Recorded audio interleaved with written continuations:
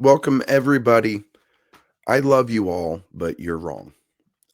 This episode is going to pertain to the paradox of tolerance, and it's actually kind of mixes into another topic that was making the left argue and kind of cannibalize itself for a little bit there.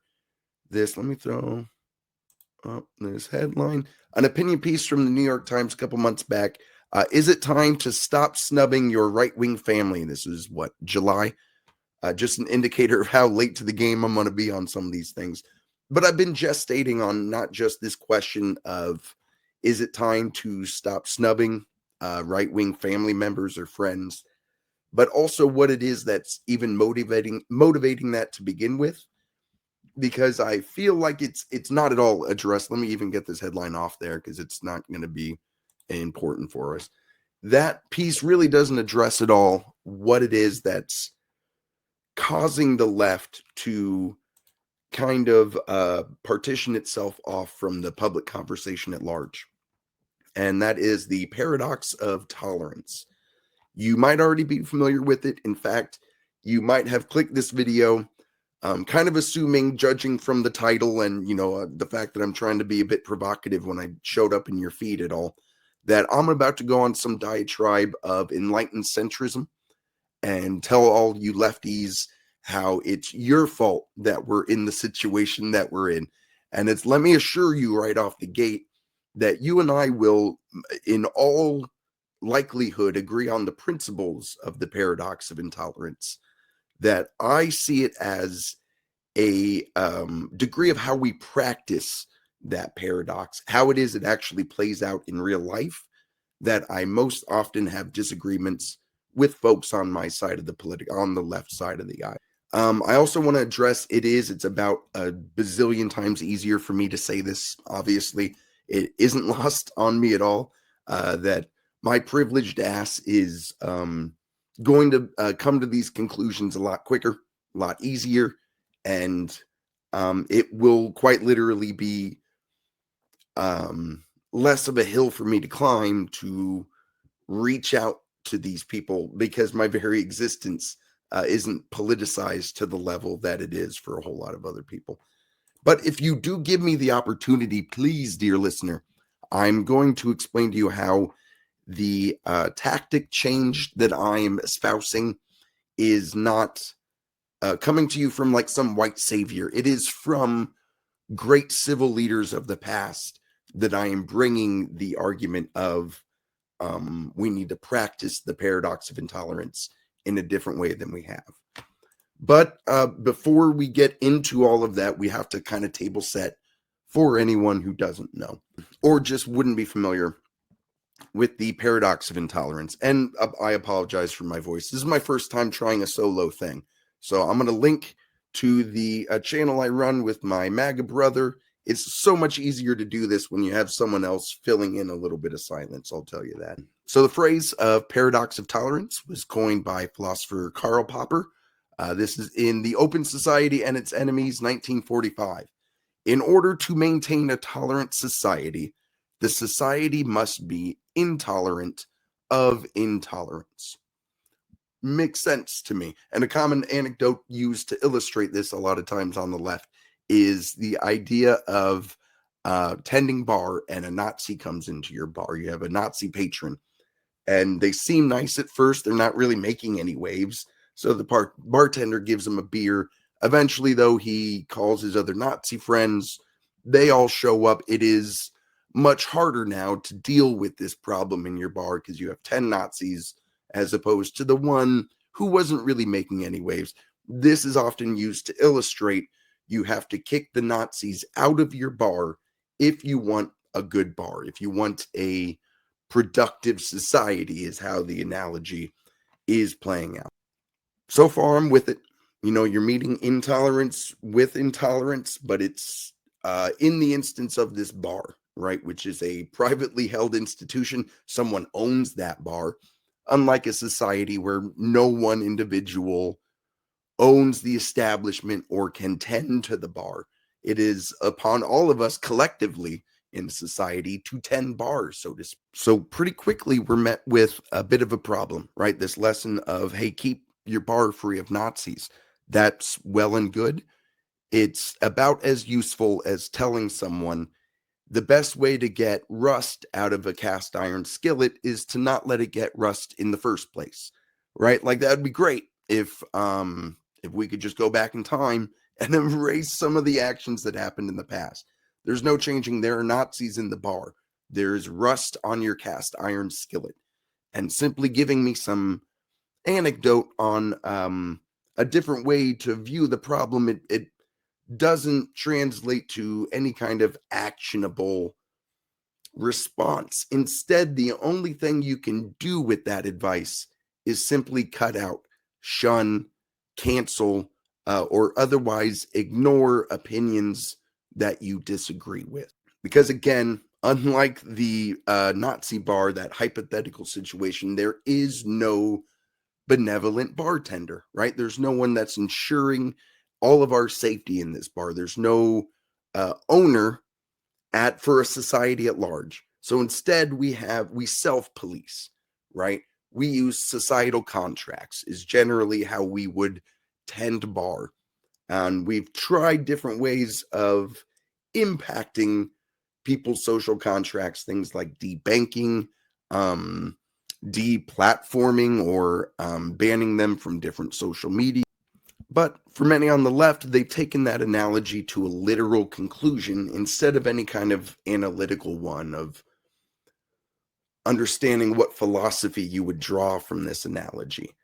What started as, I believe, a really well-intentioned attempt to create a more tolerant society that is more open and accepting, it has an unintended effect instead of the left isolating themselves from these where these conversations are even happening to begin with, and like therefore kind of limiting their own ability to have influence or input of what those societal contracts even are.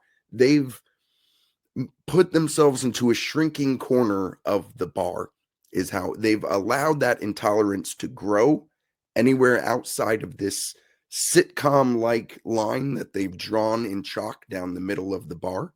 And it's in that effort to again create a safer space for the most vulnerable, we have prioritized making our immediate spaces safe for those marginalized individuals instead of making our society at large, the bar at large, safe for these individuals.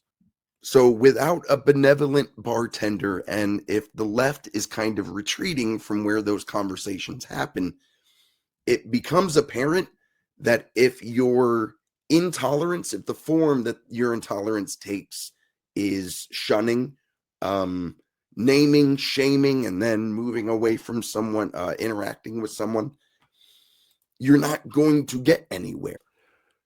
Meaning the form of your intolerance, paradoxically, right, has to take a form of intolerance that is unlike others that we see in the world.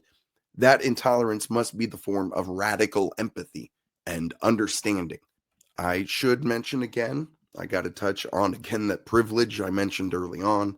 Um, I certainly don't mean to imply in anywhere in this that everybody hearing this would have the same circumstances that I have and the same privilege. In fact, a large reason why I want to make this video and why I feel compelled to kind of put myself out there as a lead on it is because it's a bit easier for me, right? I'm only hoping to convey when I move to that other side of the bar to convince people that they're talking to Nazis that I didn't throw a swastika armband on. That this line that you painted down the middle of the bar is, in fact, in all of our minds.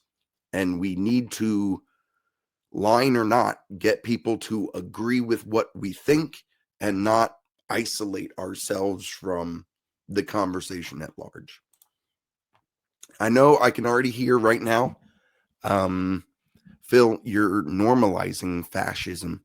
You're asking me to platform some ideas that I very much disagree with. And if I were to put it really gently, I would remind those people that by your own definition, the Nazis are already running the bar. I don't know if fascism gets more normalized. If I were to give you the tough love version of it, I would tell lefties to normalize reading the fucking room, because we sound insane when we say things like, you can't talk to them because you will normalize a dangerous idea. That in itself is a dangerous fucking idea.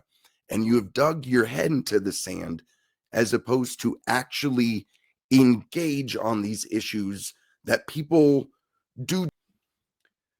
Some of these lefties are probably still like, they're breaking down the analogy with the bar. They've got certain points they want to make with my centrist ass, and I gotta shake those people awake a little bit and remind them that the things that I'm giving you aren't concoctions of like centrism. These are techniques that have been used by people who have had a influence on social contracts and individual lives, individual interactions, like through their whole careers. So let's even just a little bit. I wanted to, let's see, be really quick because I want to make this a quick video too. I don't want to, more than anything, guys, I'm just looking to stir up some shit. I need to get my name out there a little bit. So I needed to pick something you're all going to get mad about. It'd be really easy for me to just go with like MLK Jr. or like a Nelson Mandela, right? I wanted to give a couple examples at least that have real skills and something that would be more actionable, something that everybody could just kind of something that's a bit more universal. But I would also be remiss. I mean, I can't not mention MLK Jr., Nelson Mandela. I'm just want to stress that I'm not bringing these up with an expectation of, hey, why aren't you more like one of the two most influential civic leaders like this world's ever seen?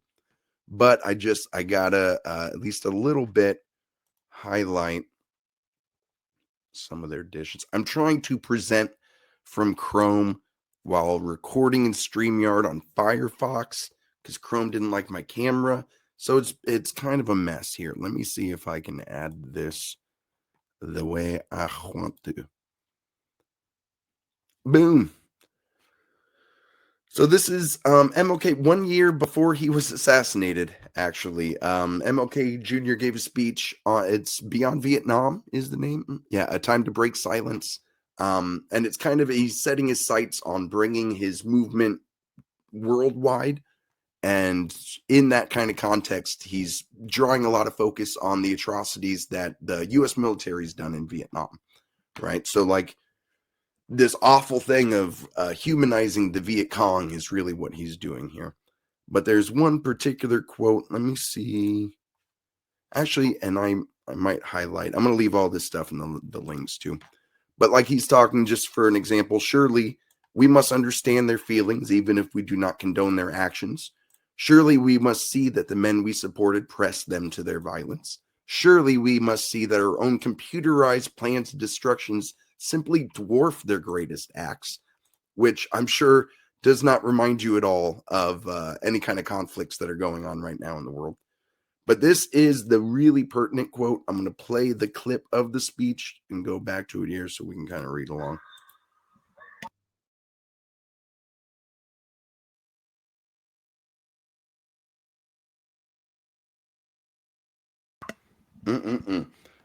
Just a little taste there of the full speech on Vietnam, again 1 year before he was assassinated.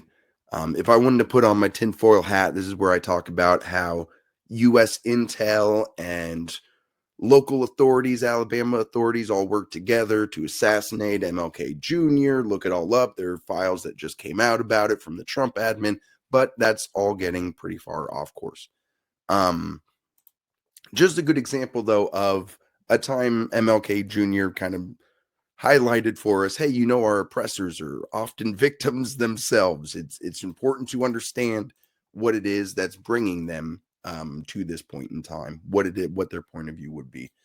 Another really easy one, Nelson Mandela, from his autobiography, The Oppressor and the Oppressed Must Both Be Liberated, often using his experiences in jail to kind of highlight what it is that's necessary for a truly free society, a truly tolerant society.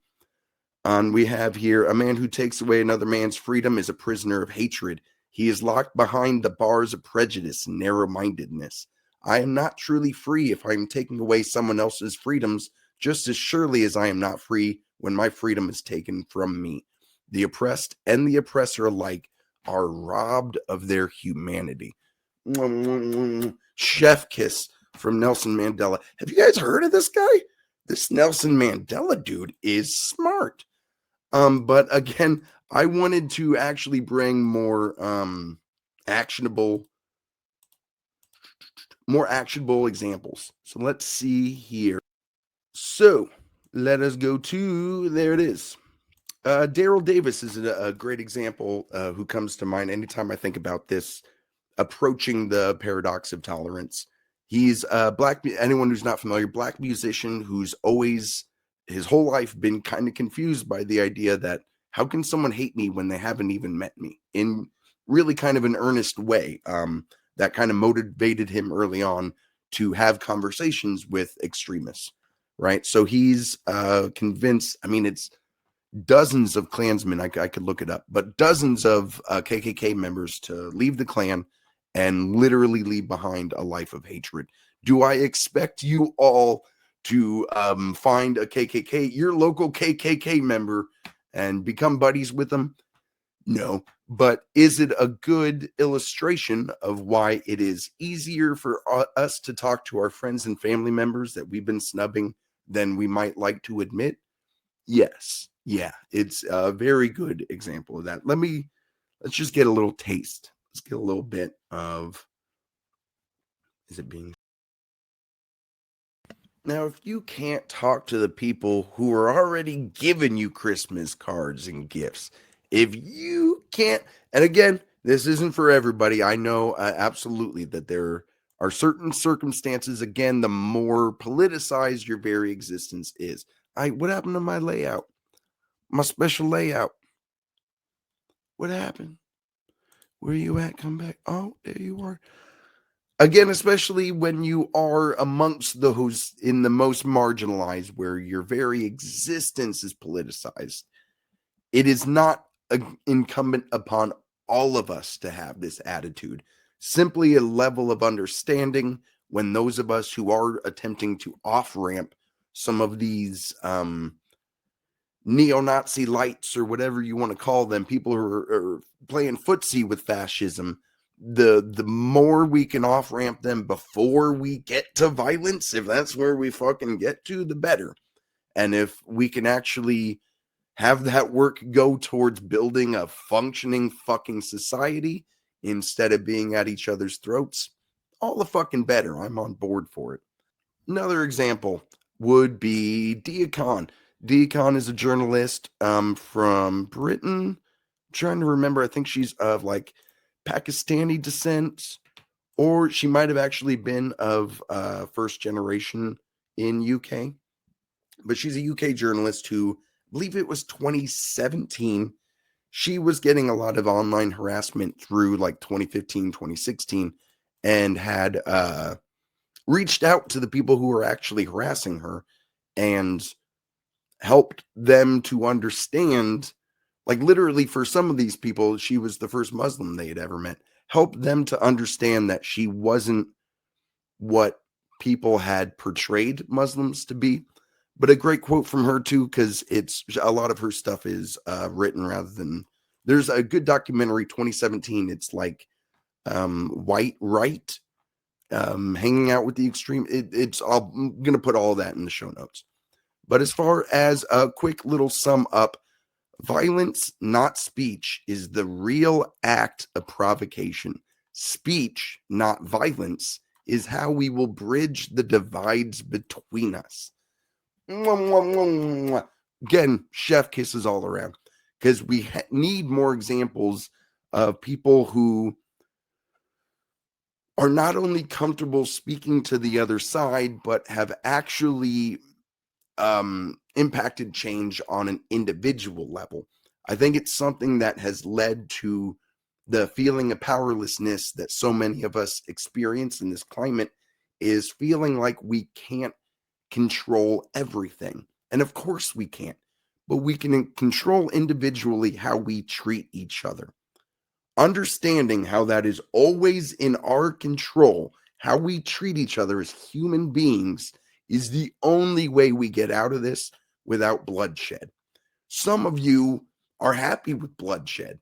And if nothing else, if we can separate all the people who are ready for political violence and justifying all of their terrible means because of the ends they will reach, they can be on one side of a bar, and all the people who literally are against killing each other could be on the other side of the bar. Maybe there could just be a new sorting process. But I don't know. I've been gestating on all of this. I just need to get it down into record. Otherwise, I'm just never going to put it out there into the world. I think the next step would be like an I'm wrong about paradox of tolerance video. I need you to sound off. Tell me all the shit that I'm dead wrong about, what it is I'm ignoring, what I have a blind spot on, all that shit, or what it is that you think I completely agree with,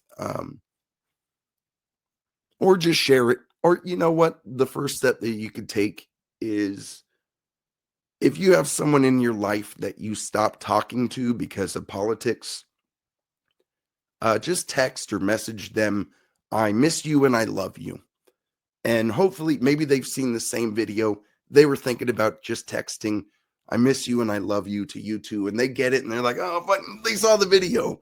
We need to not be at each other's throats and approach more with curiosity instead of animosity. But hey, I hope you liked the video. Like, subscribe, all that shit, but share it around, tell people about it, and come back for the next episode. We're going to do kind of a deep dive on rules of engagement. Obviously, the most bad faith actors are going to bait you into having conversations then, if they know that that's going to be our response to extremism. So understanding both in a digital and a real life landscape, when someone's fucking with you, would be really important.